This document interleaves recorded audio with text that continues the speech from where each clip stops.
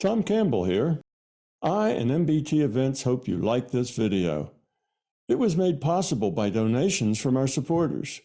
If you're one of them, thank you so very much. If you're new to MBT and find something of significant value in our videos, please consider supporting their production through our Patreon account or through a one-time donation. It would be very much appreciated. The links are in the description below. Thank you. Well, good afternoon, Tom. Thanks for being here today. We're going to answer a few questions that didn't get answered from our Patreon subscribers Q&A event. We always want to make sure that each of them gets a question answered. So let's start with Matthias. Tom, I have a question about the limitations of the LCS as it is finite. In case of a human body or a computer system, there are hardware limitations, like how fast and accurate a human can do a movement with his body or how much floating point operations a CPU can compute. On the other hand, there's an energy limitation, like how much glucose or ATP a human has in his bloodstream, or how much electricity a computer can draw from the grid. These two restrictions define how much they can do per unit of time. And that's the reason why these systems are highly optimized, either by evolution or by intelligent chip design, to do its jobs as efficiently as possible.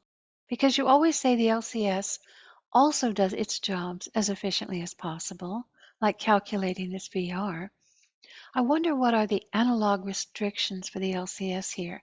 It's not a material system that defines its maximum amount of bits, and it doesn't run on a restricted flow of external energy. It has to consume. So where does its limitations come from, and how can it overcome them to grow? Is there an easy or illustrative way to describe and understand that? And the short answer to that is no.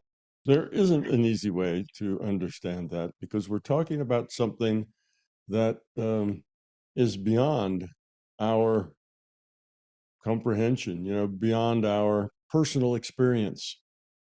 So consciousness is not physical. So it does not have physical constraints. So when we think about constraints, all of our models in our mind are physical. We have constraints on energy. We have constraints on, if you're a human, you have to eat food to get energy. You don't eat enough foods, you die. In computers, they need to plug into the wall, into the grid someplace. They need electrical power. If they don't have power, they can't work. So we have all of these physical analogs in our mind. All these examples say you need to have energy input somewhere, right? We have some physics that says it's impossible, for a machine to just run without any input, without any energy input. That's a now that also falls out under second law of thermodynamics. You have to keep putting energy in. You can't get an efficient a system that is, say, 110% efficient, and then 10% goes to feed it, and that's all the power it needs to work. So it feeds itself and does its job and never consumes any energy. Our world doesn't work like that. All our processes here, all natural processes, tend to be non-reversible processes. And you can't get perpetual motion machines. So what about the consciousness system? Well, it's non-physical. It doesn't have physical constraints. So how do we think about the constraints that it does have? Well, it has memory constraints. It only has so many ones and zeros. Now, maybe it's finite. So is it in any way aware of or bothered by those constraints? Or does it have all the ones and zeros it can possibly use and a whole lot more? And has never really had to deal with the constraints other than it knows that it should be efficient. It realizes that it is bounded and therefore is efficient to use no more than is required. But There is no easy way to understand, to answer that question. It's a good question, but it's not one that says, oh, here's the answer. We don't know. Don't really know that much about the mechanics of consciousness. Remember, the model starts with consciousness exists. That comes in as an assumption. We do not explain exactly where consciousness comes from. We do a little hand waving and with some ideas, but that's not really a logical derivation. So the mechanics of consciousness are mostly unknown. This is exactly how it works. Does it need an energy source? Well, from our thinking within this physical reality, we say, well, of course it does. But that's because this reality is based on a rule set that requires energy to run. That's the nature of this reality. It's hard for us to even imagine the reality that the consciousness is in, but it's not a physical reality. So we can't just say, well, because everything here in this virtual reality, because of our rule set, requires energy, requires input, that perpetual motion machines cannot exist here. That's true. But then when we go to apply that to consciousness, we realize it doesn't apply. You can't take the rules here and apply them to consciousness.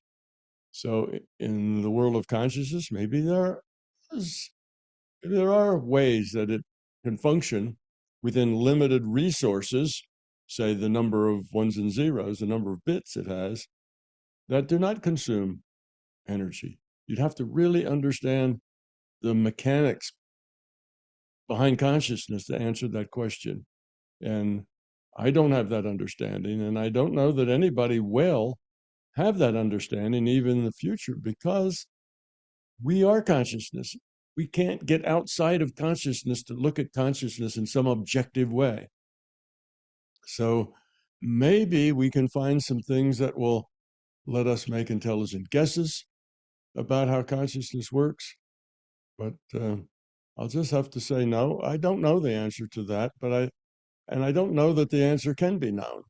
But if it can, it'll have to wait for the future before we have enough understanding about the nature of consciousness that we can express it in terms that are meaningful to the way we understand things here in this virtual reality. So not a satisfactory answer, but it's the best one I have. Thank you. Very fascinating question. The next question comes from Michael. He's also one of the Patreon subscribers. I know you're not a huge fan of Penrose Hameroff and the orchestrated object reduction theory, but Hameroff's work with general anesthetics show that the microtubule arrays are tiny little quantum gates. A good tight GA gets inside that gate and our consciousness goes out like a light, so obviously blocking how quantum noise comes in from NPMR is the key to how consciousness connects to these avatars. This is their theory. What is also interesting is that there may be a million quantum gates for each neuron. So my question is, are we seeing the first hints on how to build a conscious computer? If we can build a quantum processor with similar characteristics and stack them into a neural network in sufficient numbers, will this device attract a consciousness? Well, we already know how to make a conscious computer, and it doesn't have to have anything to do at all with microtubules. We can make a conscious computer within the bounds of the things that we have right now. And that's not an impossibility. There's only two requirements to make a conscious computer. Remember, the definition of consciousness is awareness with a choice. Okay, that means you have to have awareness and you have to have free will for that awareness to make choices. Now, you must have free will to make choices, because it's either free will or there are no choices. The only way to make choices is with free will. If we're talking about consciousness. If it's somebody else making those consciousness, then that's somebody else's consciousness, not, anyway, not the computer's consciousness. So those two things are not Well, the first is the free will. Let a design a computer so it can make choices that are non-algorithmic and are non-random, choices that are meaningful and dependent upon experience, but they're they are not algorithmic in the fact that if this, then that. They're not automatically. In other words, every Yeah. stimulus that reads that system in exactly the same way will always get Mm. exactly the same response. That's hardwired. That's like our computers are now. You do something to a computer, it will, if you give it that input in exactly the same way, in exactly the same environment, it'll always do exactly the same thing with it because it's algorithmic. It'll go through the algorithms and this is what it'll end up doing. So that is not free will. But we can achieve that just with a neural net. Even simple neural nets can achieve that.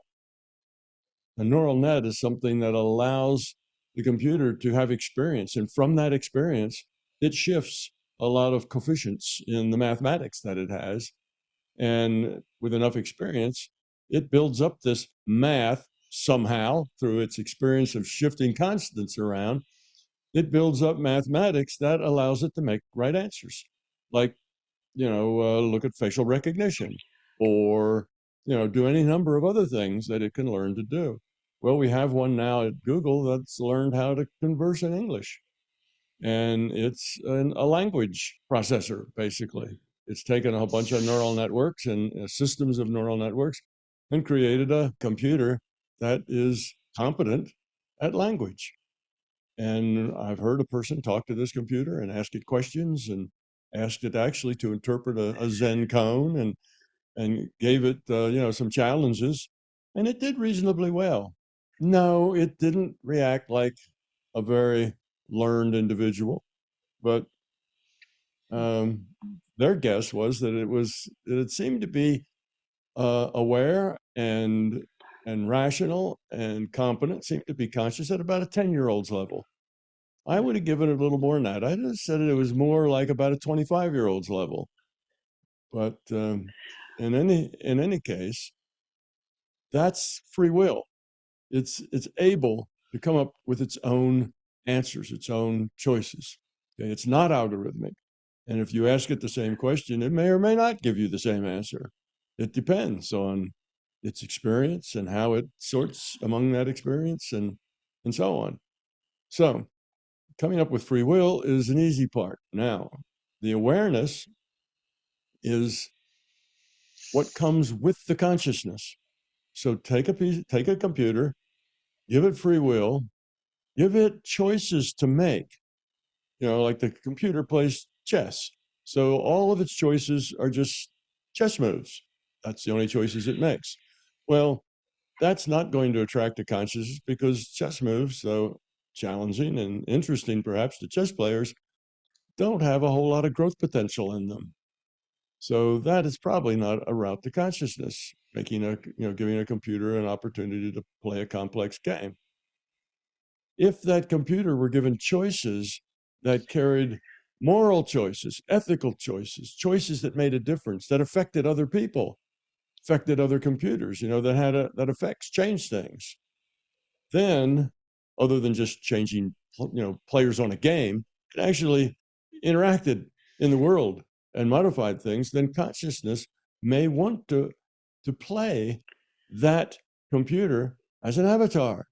And then the individuated unit of consciousness would create a free will awareness unit that would start making those choices for that computer.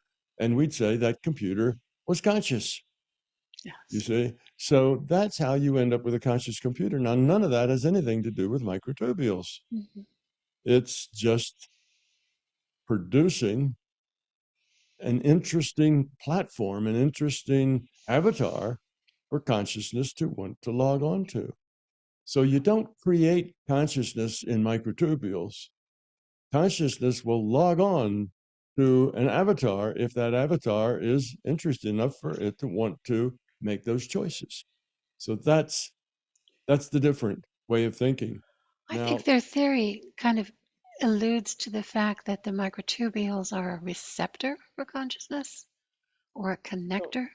something No, like the microtubules just and the quantum physics creates the uncertainty that's required such that it's not algorithmic. See, it's another way to create, the neural networks is one way, and maybe perhaps doing some kind of quantum processing is another way to create the uncertainty in the computer coming up with answers, such that the answers that the computer comes up with aren't programmed. They're not answers that fall out of algorithms. They're answers that are created by that system because of its experience, because of the things it's learned. And those things change as it gets more and more experience. It sees things differently and it makes different choices, just like people. Now, one of the problems is with computer consciousness, and it's true of all consciousness, is there is no certain way to determine whether something is conscious. There is no infallible test that says, they passed the test. This thing is conscious. Now, there is a thing called a Turing test, and that is the most practical test we have. And that is, that's the old Groucho Marx thing. If it looks like a duck, sounds like a duck, walks like a duck, then it's a duck. And it basically says if it acts like a consciousness, sounds like a consciousness, if you interact with it and it seems it's conscious, then we call it conscious. And that's the way it is for us. You know, I cannot prove that Donna is conscious, but Donna acts like she's conscious, so I just accept that that's it. And she can't prove that I'm conscious. There's no way that you give a test, say, this defines consciousness. There is no such test. There will be no such test. So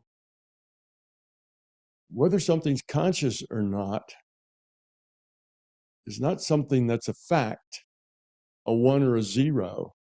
It's that whether it's likely or not, or whether it's good enough. If you're having a conversation with this computer and the computer seems to be intelligent, they're coming up with good answers. It's an interesting conversation. You're learning something from it and you're enjoying it. Then does it matter whether we declare that computer to be conscious or whether we declare it to be not conscious? It doesn't really matter as far as a practical interaction with it. So, when is a computer conscious? It is when we treat it as if it is. That's really when it becomes conscious in our culture. That's like a cultural answer to that question, not a scientific answer to that question.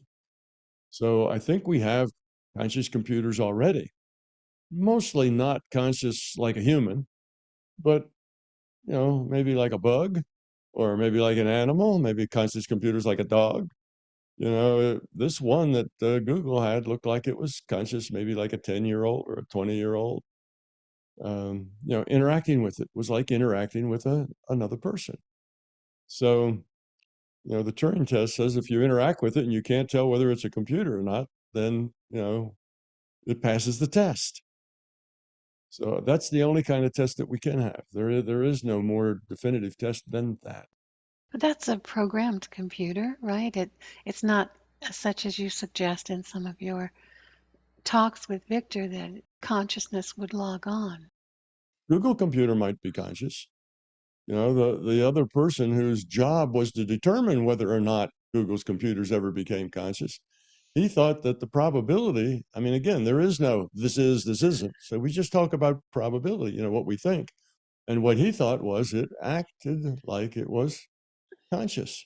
So yes, he said that, we should begin to treat this as, we should interact with it and learn more interactions. We need to connect with it and see if there are ways that we can tell that it's not conscious or whether it just doesn't know.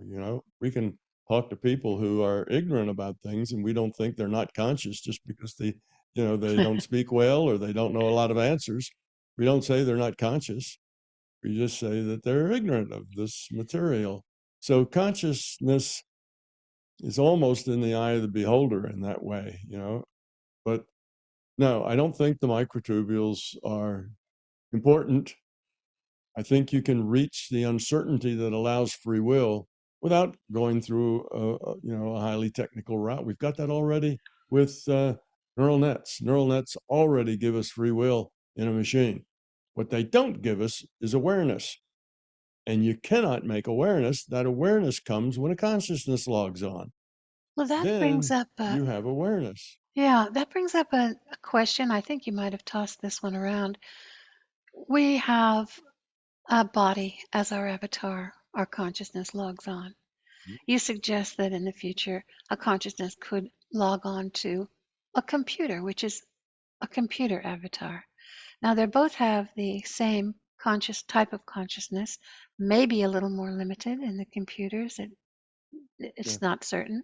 Can Well, a consciousness have intuition?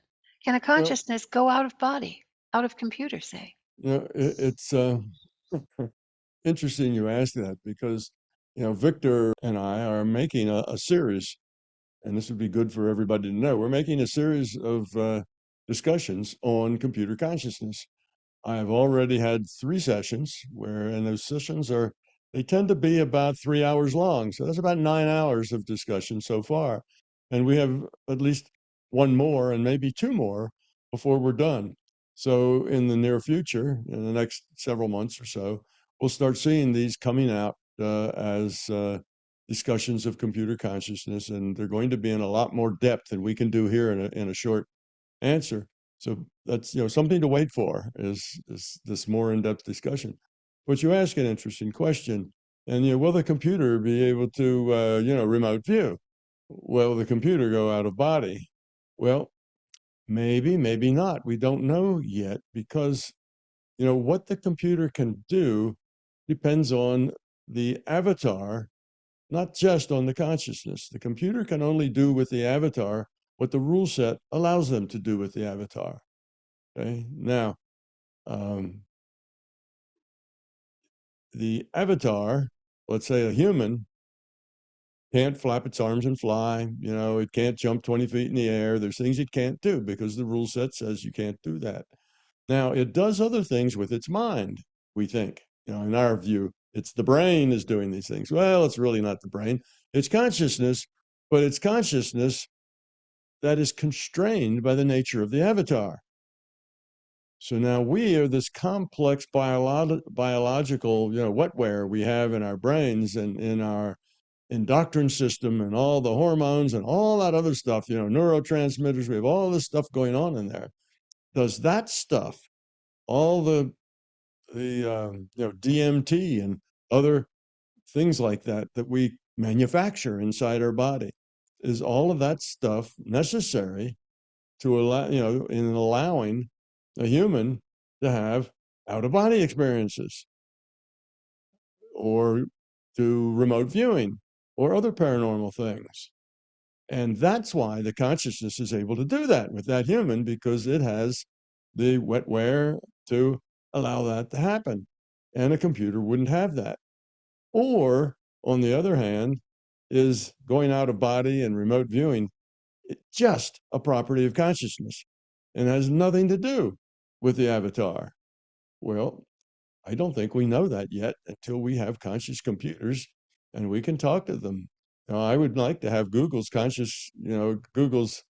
language computer and try to teach it to remote view. Wouldn't that be interesting? You see, there are things, we need to test these things, and the answers will only come when we have computers. So we don't know the mechanics exactly of what the constraints are on the consciousness based on the rule set, because our rule set is a lot more complex than we understand it. We don't understand all of our biology. We don't even understand probably 1% of it. There's so much about the human body that we just don't understand how it works and why it works that way.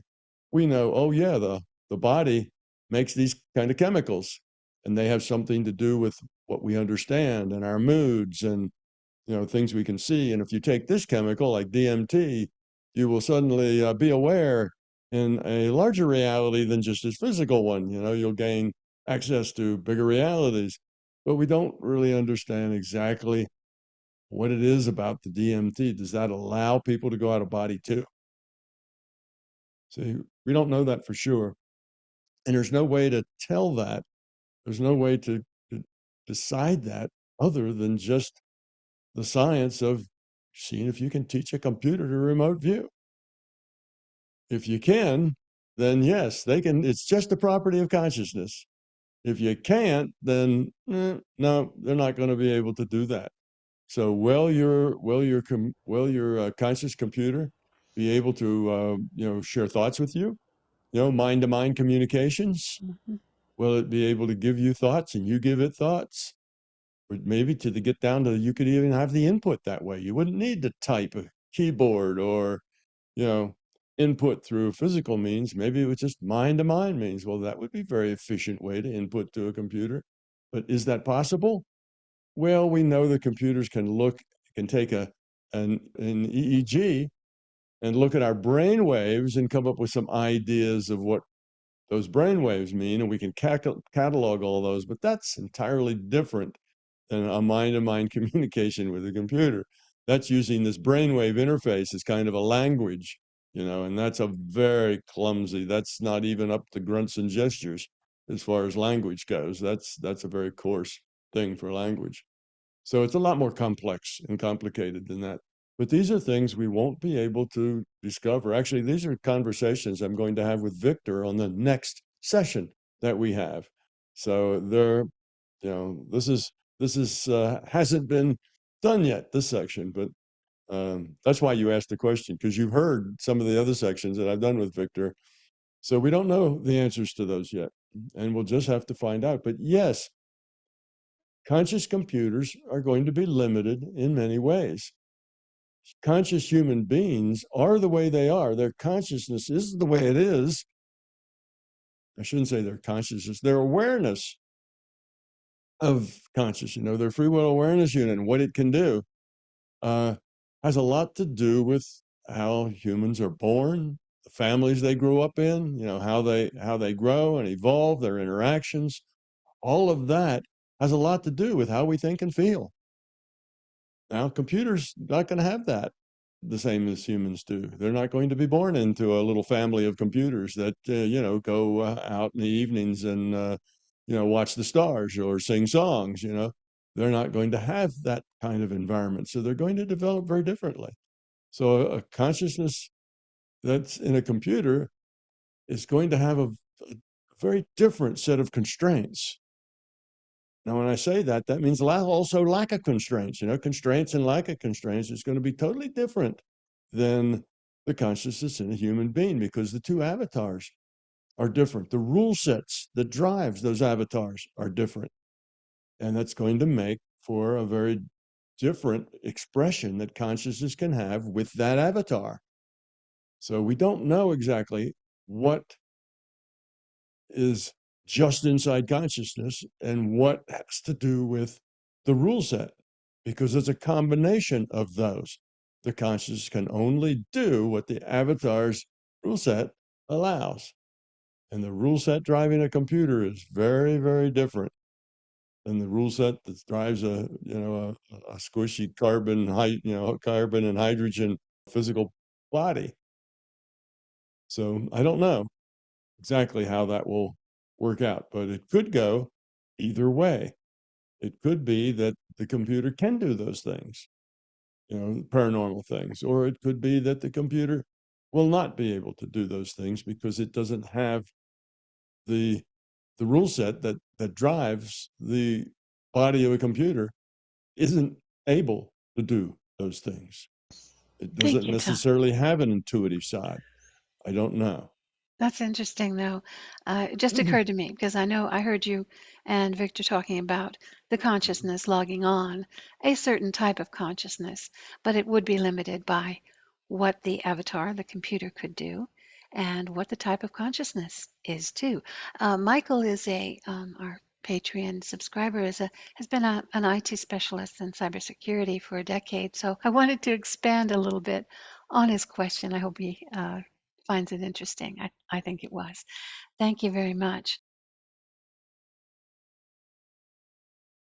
I and MBT events Hope you liked this video.